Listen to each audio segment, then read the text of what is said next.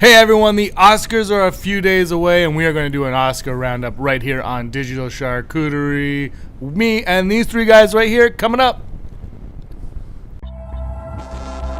It's our Oscar preview show. My name is James Rosile. This is Digital Charcuterie. Please give us a like and a subscribe to the channel if you like all things movies and all things movies. We just talk movies here. We have other shows on the channel too. Check them out. It's March. Things are happening. The Oscars are 3 days away, 4 days away right now. They're coming up. My favorite movie of the year is not going to win. I don't know what my favorite movie of the year is, but it's definitely not going to win. It's Ninja Turtles 2 Out of the Shadows. I consider that every single year to be the best movie that year. Joining me right now to the bottom left of your screen is Alex Morin. Hi, Alex. Hey there. What's going on, guys? Nothing's going on. And in the middle, we got Andrew Fantasia. Hi, Andrew. Thanks for coming on. Thank you for having me. I can't wait to talk about bias in the Academy, because there is none. Wow. And also, if you were wondering, he just got back from the Olympics. That is why he is sporting his Canada sweater. He also did not win any medals, nor did he place. And beside him, to the bottom right of your screen, is everyone's favorite debater, Rob McDonald. Yeah, I didn't get to the Olympics either because I tested positive beforehand. So Positive for awesomeness. yeah, that's right. Positive for one too many Colt 45s. All right, so the Oscars are coming, and Rob, I'm going to start with you before we get into anything. Were there any big surprises for you this year in the Oscars? Were you like, wow, that happened, or were you just like, yeah, it's the same as always? I mean, it's pretty much the same as always. I think it was more, the surprise was more the build-up to this whole Oscar season. The fact that something like Get Out was getting as much attention as it was. That would I say is like the big thing, is the fact that Get Out for once is actually, like a movie like that is actually getting as much attention as it is. That's my biggest surprise in the entire Oscar season. And Andrew, we're not going to be talking about the animated films in this show. We're going to be discussing these actors, actress, director, best picture. We're going to do some other things. We talk about our favorites. But you do a review of Coco. Do you think there is any possible way Coco will not win best animated feature? Well, I don't know what else is nominated, but they don't have a chance. I mean, Coco was wonderful in every sense of the word. So there's it's a shoo-in. Alex, you were going to talk about your favorite film later. Are you disappointed that your we don't have to say what it is right now. We'll give that away at the end. But are you disappointed that wasn't nominated for Best Picture at least? Because there are 9 nominations for Best Picture, or are there 10? There's 9. Yeah. So good. My math is good. So wait, are you like? It's weird to me when they're like, we're going to do 10 maybe, unless we'll do 9. Like, why not just add 1? Are you disappointed that your favorite movie was not added to that 10 spot? For Best Picture, I could see it maybe not. When you find out later what it is, you'll be like, oh yeah, I can see that. But it was nominated for certain other awards that I'm very happy it was nominated for. So I come out feeling great about the movie in general. All right, so let's get things started. We're going to start with the Best Actor. Alex, who do we got? All right, starting off at the top, we have Timothée Chalamet for Call Me By Your Name, the great Daniel Day-Lewis for Phantom Thread, Daniel Kaluuya from Get Out, Gary Oldman from Darkest Hour, and Denzel Washington in Roman J. Israel Esquire. That's right. So, and like just leading up with the Oscar races, like other awards, we had the Golden Globes. Gary Oldman won for Best Drama in that one. James Franco won for Best Comedy there, who is not nominated this time. Screen Actors Guild, Gary Oldman won, and the Critics' Choice, Gary Oldman won that as well. All right, so Rob, who in your opinion right now is the front runner for this award, and who would you like to see take home Mr. Oscar?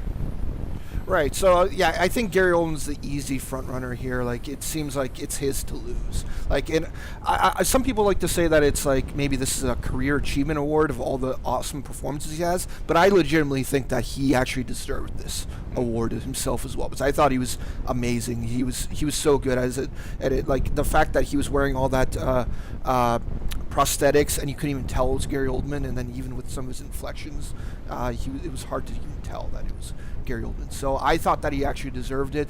The one that's kind of weird is, Franco won for comedy. I thought he was going to get nominated for this category altogether, but no, they omitted him, and it could have been due to controversy, but or maybe they just thought that somebody like Denzel Washington delivered a better performance. But yeah, I think both Gary Oldman deserves and will win this award. What, the Oscars not doing things for like just being political? That's so weird. For me, I think you're right. Gary Oldman seems like a shoo-in. He's much deserved. Career achievement, whatever. Every time he's on screen, he gives a 110% performance. That's a sporting term. For me, though, my favorite performance of the year was Daniel Kaluuya in Get Out. He surprised me. He came out of nowhere. I know he was in an episode of Black Mirror. I didn't really know much about him. I watched that movie, and it was refreshing to see a new face on screen giving a good performance. I was like, wow, thank goodness. Like, it was nice to see. And I love Get Out. We'll talk about that later. Andrew, your thoughts on these nominations. Who would you like to see take home the trophy?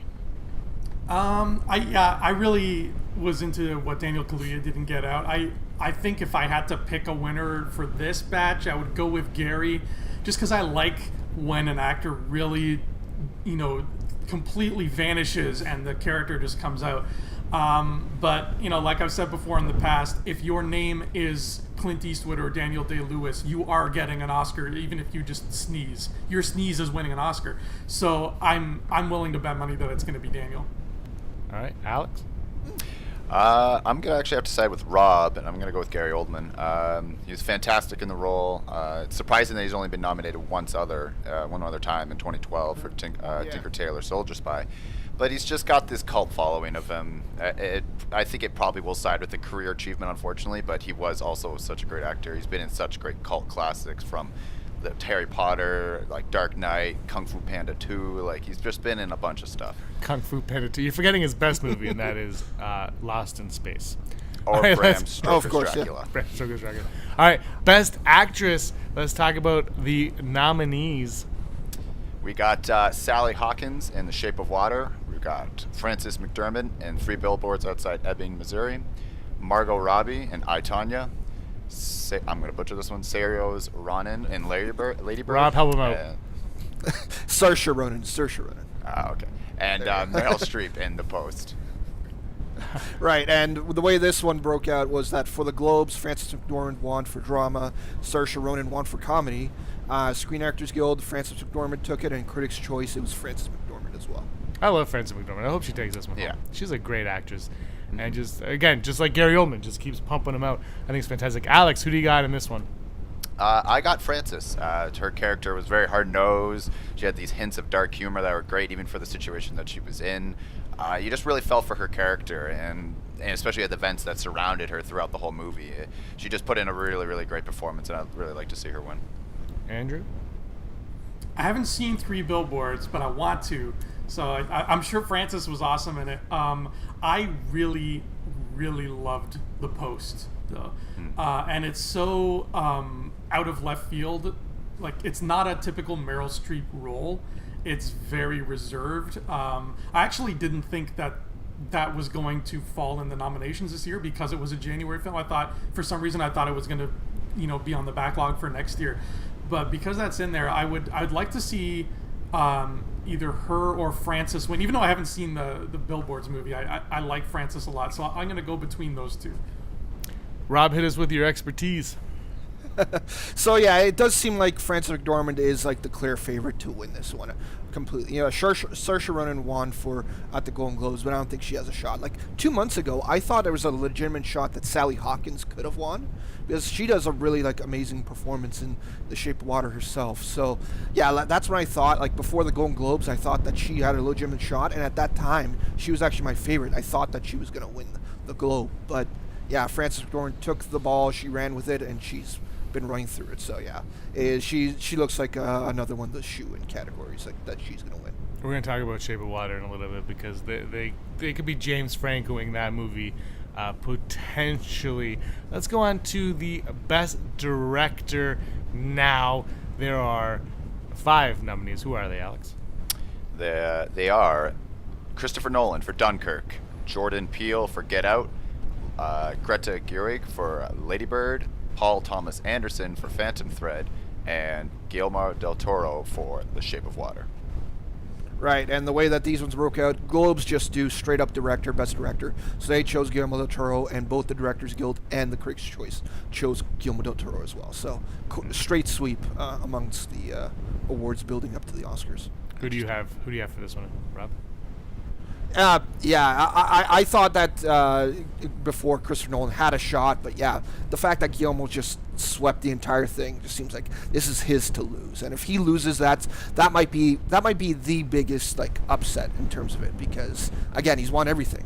So like if he doesn't win, that might be the one that's like that. But even though I think that the race is closer than it is, but just the fact that everybody seems to be siding with Guillermo seems like it's again like just his to lose.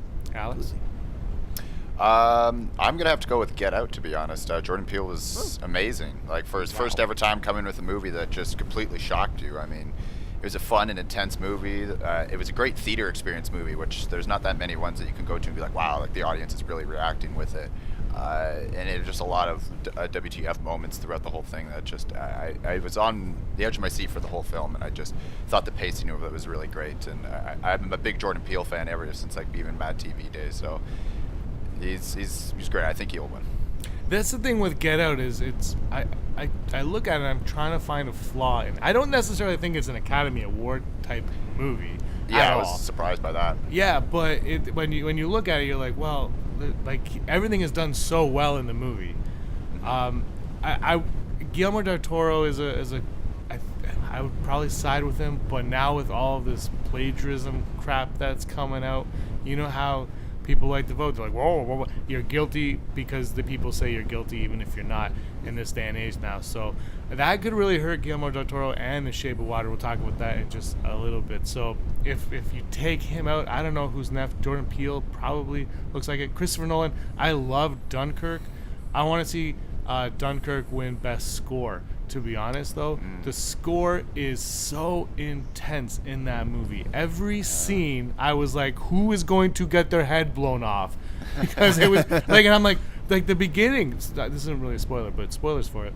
He's like trying to take a crap, and I was literally like, someone's going to die. There's no way. Someone's going to die. And I was just like, I was sweating in the theater, just like, what is happening? And when there were a lot of intense moments. Yeah, and it was I think it was the score a lot of the time. It really like. I think Phantom Thread might win for Best Score, to be honest. Well, we'll talk. We're not going to talk about that, but you're wrong. But you might be right. I'm just saying I would like it. Sound. It's the sound in Dunkirk too that's just amazing. Yeah. I think it's literally a shoo-in for those categories. I think he's going to take sound mixing and sound editing. So that's where it's going to take. But the score might be a toss-up. Like you mentioned, Alex. It's a chance. It's a chance that I was going to say Darkest Hour, but Phantom Thread might win that one.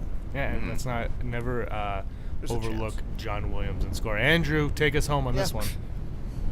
I'm gonna serve up some controversy here, fellas. Yes. I liked Dunkirk, but I thought it was hugely overrated.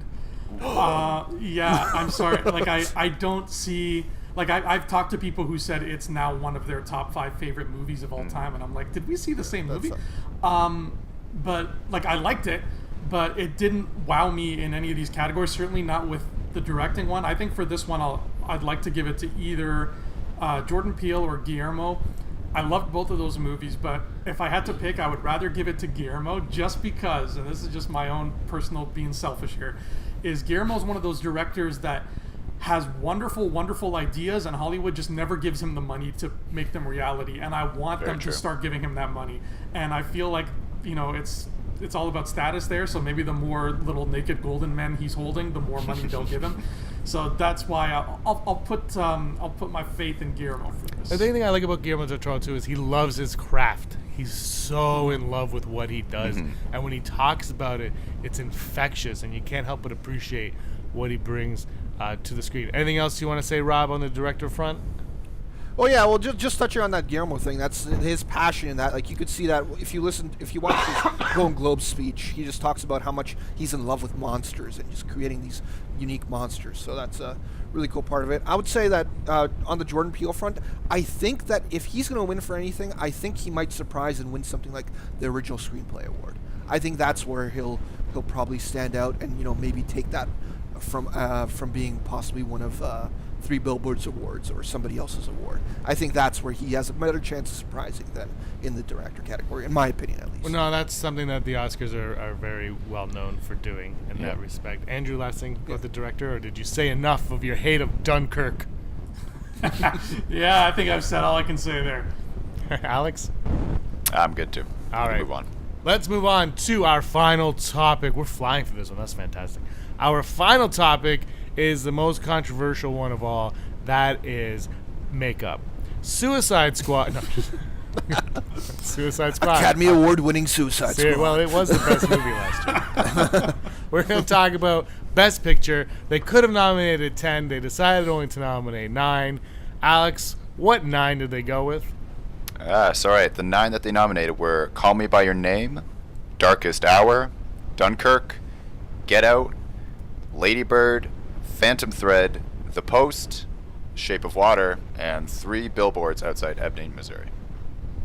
Yeah, and the way that this one went out at the Golden Globes, 3 Billboards won for Best Drama, Lady Bird won for Best Comedy, both the Producers Guild and the Critics' Choice Awards went with The Shape of Water as the Best Picture there. So, yeah, it's a little bit more like spread out amongst those categories. Well, here's the thought, Andrew. If if Guillermo del Toro is to win director for Shape of Water, what wins Best Picture? Because we know that the best director never directs the best movie at the Academy Awards. So who wins Best Picture?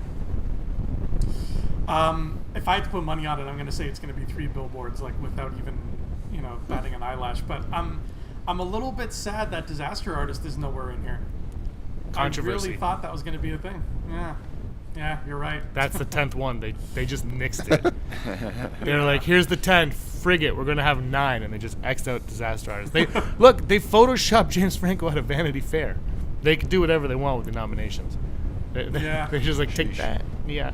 There you go. So yeah, that's the annoying part about them just having these 9 nominees. There could have been plenty of really good films that could have stepped in, whether it's I, Tanya, whether it is Disaster Artist, whether it's something like The Florida Project, which could have really benefited from just getting a nomination or something like that. They nominated Dafoe. Especially Willem Dafoe. Willem Dafoe got the acting one, but yeah, just getting attention on the movie itself could have been good for it. But yeah.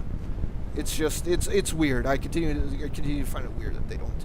It's like they say certain years aren't good enough to have 10 nominees. And yeah, it's just a weird part. Then why have it? It should be 5 or 10. 9 is such a random number. They do it with the animated films. No, the animated films they have 5 or sometimes 3. It's just weird the way they do it. If there's not, if it's not a good year for it, maybe they shouldn't even have Best Picture. They should be like, yeah, you all win. You're all winners. There's no rhyme or reason. Yeah, Alex, who do you got to win this one? I've got 3 Billboards. I really enjoyed the film. It was a lot of great acting performances, from Francis to Sam Rockwell, even Woody Harrelson. I love a good setting in a movie too, something in Missouri instead of something like L.A. or Chicago or something like that, New York. It's a lot better. It brings out the characters in the movie.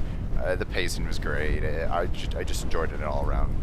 Good film. To be honest, though, this year was there wasn't a film that left with like past films that left you with like, oh, I remember that film from that year. Like Get Out might be that much, but other than that, it felt it was kind of like a weak year maybe. Yeah, definitely. Rob?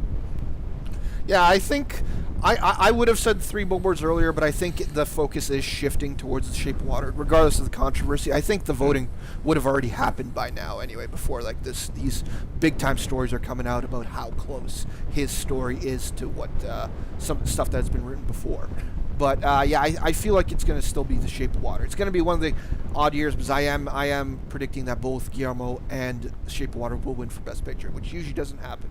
I can't recall the last time that's happened, but it's not out of the question. I think, like off the top of my head, I think obviously Return of the King won for both Best Picture and Director, but I would assume that there had to have been some movie before that, after that had won both awards. But I'm gonna go with The Shape of Water. I think that the focus is shifting that way. I would love to see the same one win Director and Picture. Look, especially if Shape of Water cleans the house with a bunch of the awards. You can't tell me that it's not either the Best Picture, which also would have the Best Director. It just doesn't make sense.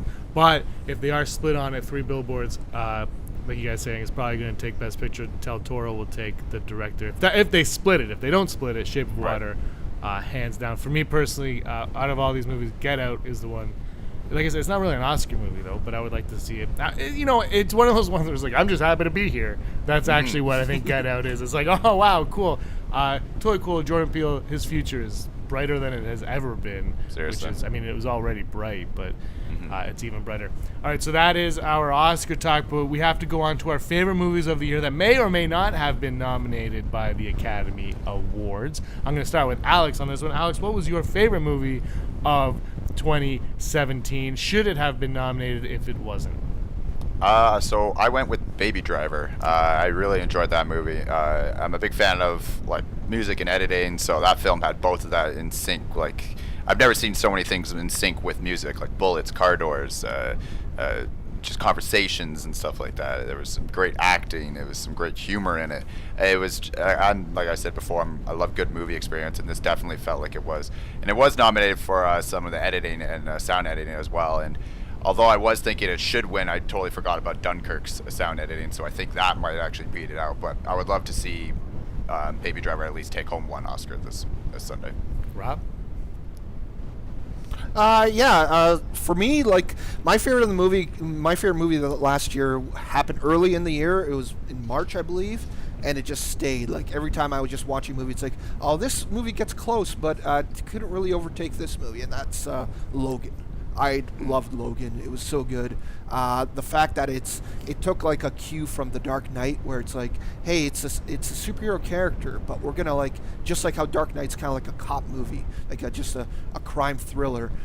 This is like a Western, and so that's what I loved so much about that movie, and the fact that it has the recognition now that it actually got nominated for Best Adapted Screenplay, which is amazing. First ever comic book movie to do. I could have thought that The Dark Knight could have got nominated for it, but no, it's the first ever one to get nominated for a writing Oscar. So that's amazing. I think it could have even got nominated for some other things, like Patrick Stewart. I think was could have been really close to getting into the supporting actor category. So I love this movie so much, and it was a hard one to beat in general for me with my favorite movies of the year. So Logan, that's my favorite. Andrew, aside from Dunkirk, what was your favorite movie of 2017? Wait, before you answer, if you're going to answer, but also if you go to his YouTube channel, just simply called Andrew Fantasia, you can watch his Fanny Awards, and he lists his top 10 movie. There's 10 episodes for 10 movies, and you also do other awards in there as well. So if you want to see all of his top 10 and understand why a little bit better, why he chooses what he chooses, go over to his channel, Andrew Fantasia, and check that out. All right, Andrew, disappoint us all with your number one pick. That's right. The Fannies are just like the Oscars, but better because I'm in them.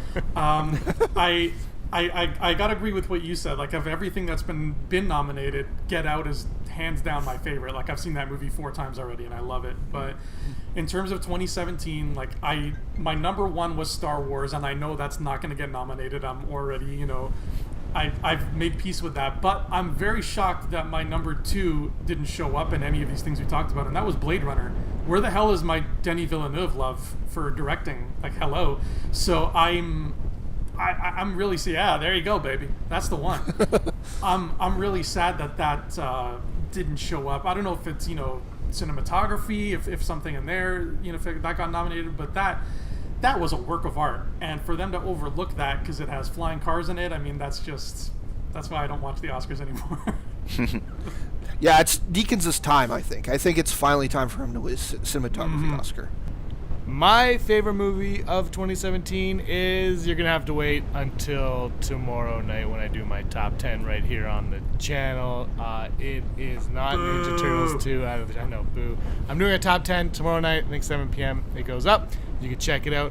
All of my favorite 10 movies, none of them are Baby Driver.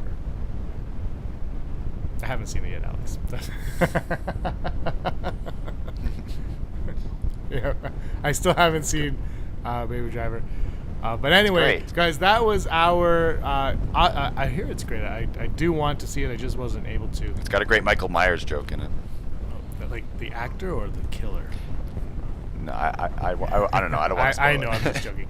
Unless the Austin Powers mask, no. Yeah, it's not a spoiler when it's on TV. It was in the trailer. That's Okay. true. Anyway, guys, this was our Oscar roundup. Hopefully, people are happy at the end of Sunday night's Oscars, and well, I mean that'll go late into Monday morning, no matter what coast you're on, because they never end on time. Guys, enjoy the show on Sunday. Hopefully the jokes are good. Hopefully the intro's good, and hopefully you won't take it too seriously. Until next time, ciao for now.